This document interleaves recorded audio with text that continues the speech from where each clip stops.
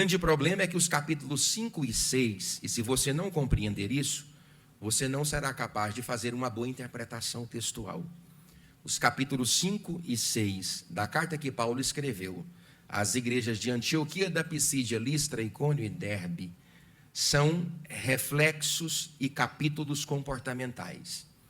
Todos os outros capítulos, capítulo 1, 2, 3 e 4, são capítulos doutrinários. Portanto, há muita teoria entre a dialética, o diálogo entre lei e graça, entre judaizantes e aqueles que pregavam a palavra de Deus para um público bem mais legalista.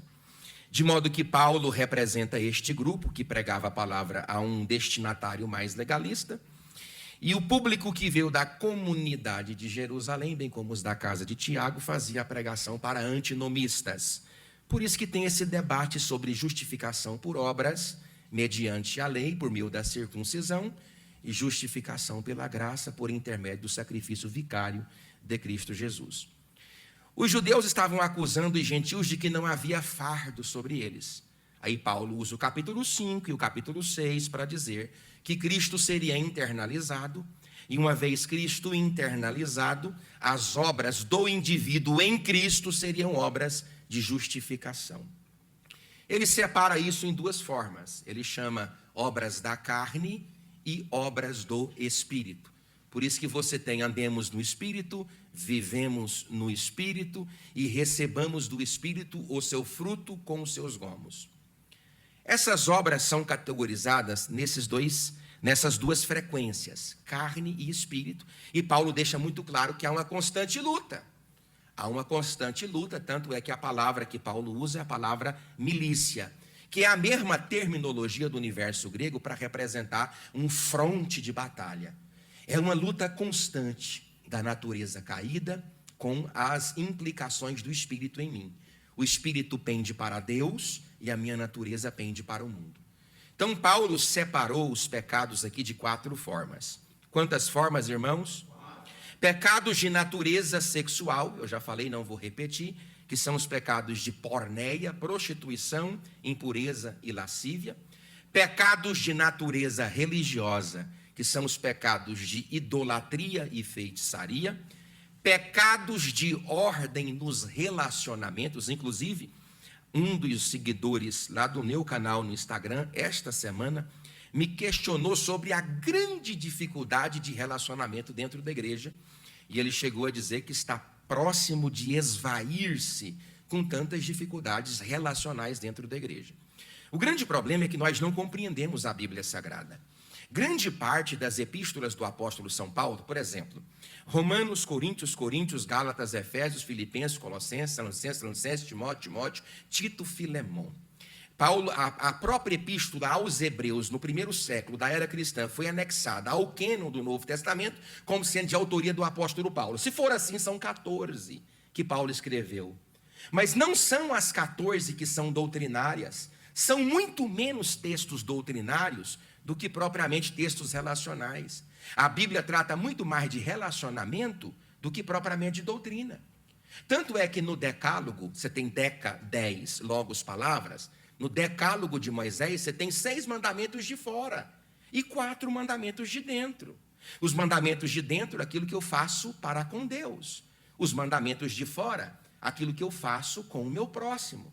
Problemas de relacionamento sempre foram os maiores problemas da rua? Não, de dentro da igreja. Paulo fala aqui, por exemplo, sobre inimizade, porfia, ciúme, ira, discórdia, dissensão, facção e inveja.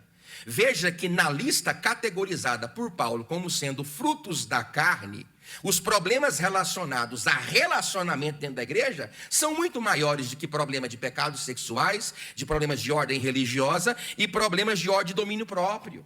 Veja o tanto de pecados, inimizades. A palavra usada aqui por Paulo é a palavra grega extramai, que significa hostilidade, animosidade. Agora aonde, pastor? Dentro da igreja, gente que se morde. Lembra que Paulo fala no capítulo 4, por que vos devorais uns aos outros? Quem é que devora quem? Quem é que é o predador aqui? Paulo está dizendo que entre vocês tem quem preda. Preda o quê? Preda carne, picanha, bife angus? Não, prega gente. Preda pessoas. Dilacera pessoas. Aonde no mundo, pastor? Não é dentro da igreja. A outra palavra que ele usa aqui é a palavra porfia. A palavra porfia vem de eres, que significa disputa por proeminência. Tem muita gente que faz parte de um conjunto de círculo de oração e que tem porfia no coração e nem sabe que tem, porque a palavra é bonita. Palavra eres, nossa, que palavra linda, significa porfia, uma disputa por proeminência. Não, fulano cantou, mas se eu tivesse cantado, eu tinha chutado a boca do balão. Fulano deu uma palavra, mas se eu tivesse dado. Fulano dirigiu o culto, mas se eu tivesse dirigido, isso é porfia.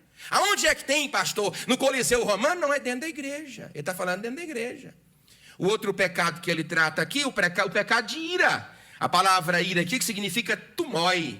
No grego, sabe qual que é a ideia? Irmãos, repita comigo isso aqui. Irar. Fala, irar é normal. Só que a Bíblia fala que quando eu me iro, eu tenho que dormir. Ainda diz mais, dois textos salomônicos. Olha, dois textos salomônicos. O primeiro ele diz, não ponha o sol sobre a vossa ira.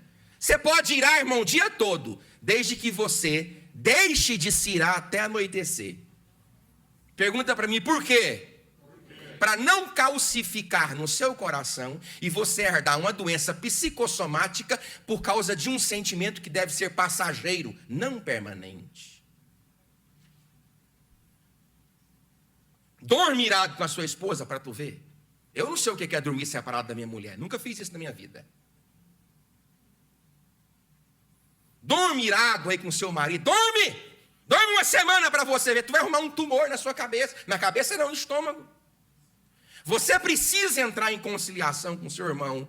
Você precisa entrar em conciliação com seus pais. Você precisa conciliar antes que esse sentimento calcifique. E vai ser mais difícil tirá-lo amanhã, porque ele vai estar somatizado. O outro texto de Salomão é: consulte no travesseiro o seu coração, quando você estiver irado. O que Salomão diz? Preza, você irou, irei. Beleza, não tem nenhum problema, agora vai dormir.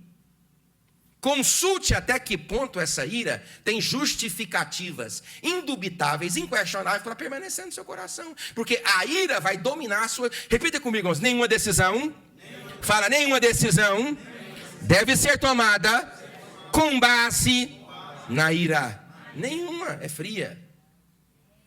Se um pai, viu, Pedrinho, bater num filho irado, ele espanca, ele não bate. Concorda comigo, meus irmãos? Diga amém. Eu não vou falar mais, é porque a gente perdeu. Aí você tem a palavra discórdia. Discórdia, o que é a palavra discórdia? Tudo que tem D na Bíblia é prefixo de divisão. Por exemplo, visão. Qual que é o antônimo de a ideia antitética de visão? Divisão. D é um prefixo de divisão. O que significa divisão? Duas visões. O que significa discórdia? É alguém que se levanta para não fazer o acordo. Gente, é tão simples. Aí você casa com uma mulher, e a Bíblia diz o quê? Andarão dois juntos se não estiverem de... Meu Deus, Paulo está falando, a igreja aí só vai funcionar na região de Antioquia da Psídia, de Listra, de Icônio e de Derbe, se haver o que na igreja? Acordo. Então não está tendo acordo por quê? Não está tendo acordo por obra da carne. Então quer dizer que eu sou obrigado a concordar? Você pode até discordar de pontos ideológicos que a igreja trafega, não há nenhum problema sobre. Agora, a sua discordância não pode interromper o tráfego contínuo da igreja. Diga graças a Deus. Outra coisa, dissensões. O que é dissensão? É o segundo patamar, pastor Silvio, da discórdia. Discórdia a priori, dissensão a posteriori. Porque a discórdia é a mãe da dissensão. Não tem dissensão se tem acordo. Se não tem acordo, tem dissensão. Vocês estão compreendendo comigo, irmão? Diga amém. Facção. Veja que vai subindo, é o terceiro degrau. O que é uma facção? Facção é quando já tem grupo. Olha aqui, irmão, pelo amor de Deus. Irmão, leia a Bíblia direitinho, pelo amor de Deus.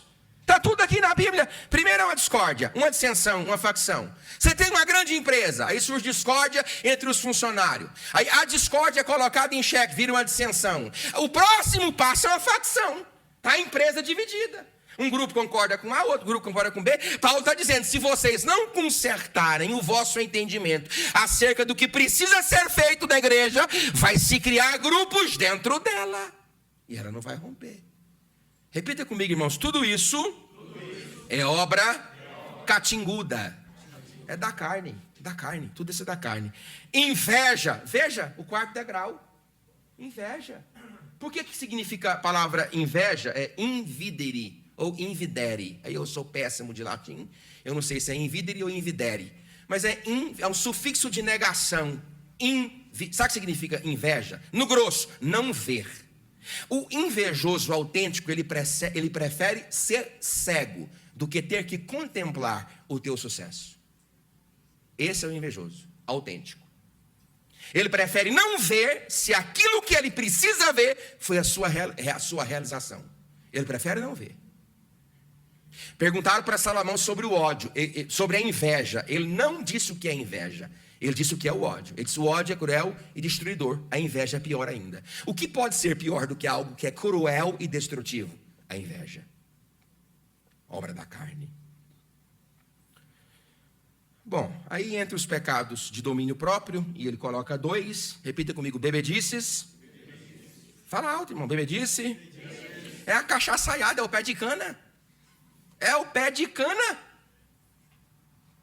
É o pé de cana mesmo, não tem jeito.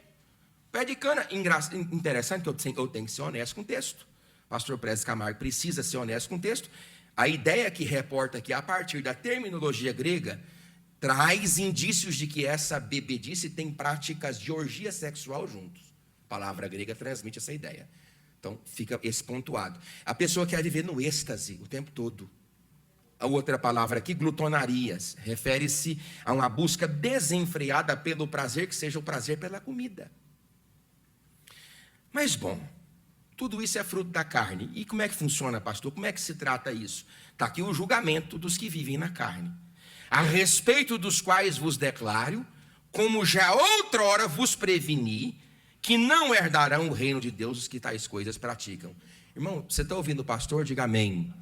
Vai para o inferno os que tais coisas praticam. Não sou eu que estou dizendo, é a Bíblia. Olha o risco, irmãos, que nós estamos correndo dentro da igreja. Olha o risco que a igreja corre por estar vivendo um evangelho superficial, secundário, subjetivo. Olha o perigo que nós estamos entrando. Eu vi, irmãos, eu leio desde criança. Eu vi os primeiros livros liberais entrando dentro do universo teológico brasileiro e li sobre eles. Li parte, não li muito, porque eu preferi não me misturar com a comida contaminada. Eu ia ser infoxicado, que é uma informação tóxica. Essa palavra eu criei aqui, infoxicação. É uma informação tóxica. Mas eu vi, por exemplo, o livro do pastor Ricardo Gondim, eu vou citar aqui no púlpito, não tem problema. O primeiro livro dele é Proibido Proibir, quando ele abriu precedentes para negociar com práticas cotidianas e seculares como se fossem normais. Hoje, vai ver o que ele aderiu lá. Não vou falar não, para não pegar corte aqui e me matar. Vai ver o que ele aderiu lá. Repita comigo, irmãos, bem forte. Nós não podemos negociar com o pecado. Eu fiquei sabendo agora, não vou nem citar, porque é na cidade de Uberlândia, um encontro de casal maravilhoso que teve na cidade de Uberlândia, de uma grande igreja, e que uma palestra extraordinária. A pessoa que pagou e participou me disse, mas quando foi para a hora do banquete, bebida alcoólica correndo solto, músicas seculares correndo solto. Irmãos, eu vou preferir ser quadrado, antiquado, retrógrado e atrasado, mas eu não sonegarei as verdades do Deus eterno nessa igreja.